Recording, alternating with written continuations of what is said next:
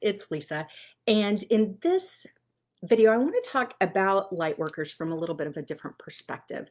Some people may have the misconception that to be a light worker, you have to somehow be holier than thou and perfect. That your halo must have a special shine and your wings fluffed. And let me tell you, if that was the case, I sure as hell wouldn't be sitting here talking about light workers because that's not the deal. In fact, this idea of light workers is not all about rainbows and butterflies.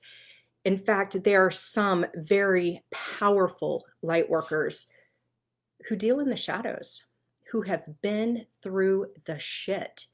And that's specifically where they gain their strength. Now, this may resonate with some of you who have experienced your own dark night of the soul, some of you who have gone down the road of maybe addictions or, drowning in the bottom of a bottle or faced pain and grief that felt unbearable, that got knocked down and you weren't sure if you were ever going to get back up, that you have faced your own darkness, either darkness that you've created in your own life as a way to try to escape the pain that we can feel living this life on this planet, or you've escaped the demons that have been thrown at you from other people. Whatever the case is, there are light workers who have experienced that kind of dark and learned how to hold their light in the midst of it, who have learned how to anchor into their own courage, to their own strength, to their own resilience, to their belief and connection in something bigger, greater, within them and outside of them. That light that is more powerful than any of the darkness that could be thrown at them. And it's through those struggles that they learned their strength. It was through those struggles that they learned just exactly how courageous and strong and light and brave they could be. And it's through those experiences that they now have the opportunity to be and to carry the lantern for other people, to show them the way out of the darkness, or at least illuminate the path and give them hope that there is a possibility for breaking through, for seeing the dawn, for seeing the sun again, even when you've been in that dark pit, whatever that dark pit may have been. These folks, these light workers who work with the shadows, who specifically work to transmute the dark, typically don't know who they are or what they're doing when they're in the dark part. They typically don't know.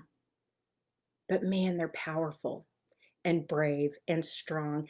A lot of people won't understand them. In fact, they may get judged from all sides for whatever reasons because of the dark that they faced, whether it was self-inflicted or brought upon them, whatever. They may be judged. They may be misunderstood. They might not even understand themselves, but they stick with it. And they see a light at the end of the tunnel and they continue taking steps to move toward that light. Not because it's easy. Hell, they might fall down every other step and have to get back up. But it's that journey of that dark night of the soul striving toward ensuring that light wins in their own life that gives them the power and the strength to be incredibly strong light workers and incredibly courageous and brave transmuters of energy. And a transmuter of energy simply means someone who can work with negative, dense, dark, fear-based, yuck kind of energy and transmute it into something lighter. And that typically happens through love, through gratitude, through joy, through commitment, through knowing that love and light is always more powerful than dark and fear when we lean into it. And so I want to give a big shout out today to those light workers who have been through the shit and haven't let it win, who have been through the shit and realized that it could be fertilizer.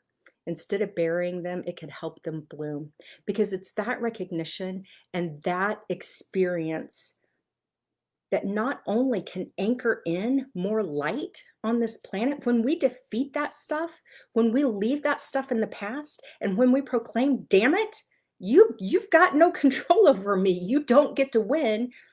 When we align with and commit to the light and to allowing love to be what guides us, we become powerful forces on this planet. And those who have the courage and the strength and the bravery to look dark in the face, to look the grief and the pain and the sadness and the shame and the resentment and the guilt and the addictions and all the shit, when we can look that right in the face and say, I see you, and you don't get to win this time. Light is stronger, love is stronger. You don't get to win this time. And pull out of that and help show the way for other people to do the same. There's some serious power and some serious grace in that. And granted, it often takes the grace and the connection to light and the connection to, whatever your vision of a higher power is, to have the strength to do that. And it's the folks who can and will and do exactly that, sometimes over and over and over again, that are the first kind of light worker I want to talk about today, and just give a shout out to you. Make a difference. If you find yourself in this category at all, if you have felt like you have experienced that dark night of the solar, that you've been down in a pit of despair or whatever, so deep that you didn't know if you were ever going to be able to crawl your way out. But here you are, listening to this, seeing some resemblance or some resonance in your life with this message. Make no doubt about it, you're a light worker. And you're a light worker who is powerful enough to look the dark in the face and shift it. To shift your own life by being willing to hold on to the light. And oftentimes it's about asking for help too, but having the willingness to do that. So thank you. Thank you for your service, not only in your own life, but on this planet. Because I promise you, when you do that in your own life, when you shift that energy, it shifts the energy all around as well. It is much bigger than one life. The whole planet benefits when you have the opportunity to face that darkness and shift it. The whole planet benefits. And then you can help show the way for others too. So no, this idea of light working is not all rainbows and butterflies and, full moon rituals and fairy dust. That part's fun too, don't get me wrong. But there's a realness and a grittiness to light working too. And for those who are willing to commit to that path, just know I admire the hell out of you. And I'm so grateful that you are here and that you're doing the hard work. Now, over the course of the next days, I'm going to talk about different kinds of light workers. This is just the first. Light working doesn't mean being perfect. God knows we're human, which in and of itself means we are not going to be perfect. But it does mean we have an opportunity to decide, which side are we on? Do we want to be on the light side? Do we want to be on the dark side? How do we want to work with these energies in our own life? And to the extent that we are willing to bring love, as imperfect as it may be, and bring our skills as imperfect as they may be, and be committed to making progress rather than allowing some fictional idea of perfection to get in the way, that's how we make a difference on this planet. That's how we uplift the energy. Now, I'm going to be leading some free meditations coming up. The energies on the planet right now are potent. And between now and December 21st, there's going to be just this wide open infusion of energy on this planet. We have an opportunity to make the most of it. So for those of you, if any of this message has resonated with you and you say, hey, yes, I'm on the side of the light and I want to learn more, I'm leading 2 guided meditations on Monday, December 14th, and also Monday, December 21st, 8 p.m. Central Time. There'll be 30-minute sessions over Zoom, completely free. But ultimately, the point of this will be to anchor in more of this light energy, more of these high frequency energies that are available to us right now, anchor them into our body from an opportunity of healing ourselves, but then also from a group setting, sharing that and that love throughout the entire planet. So it's not only good for us, but we're going to be coming together to actually be good for our world as well. So if you are interested, please down below or send me a private message that says, hey, light me up. Scott, I see you're already in saying light me up. Paula, I hope you can join us too. Guys, we have some important opportunities right now. And over the next days, you might be seeing yourself in some of these different descriptions of light workers. And if you do, let's connect.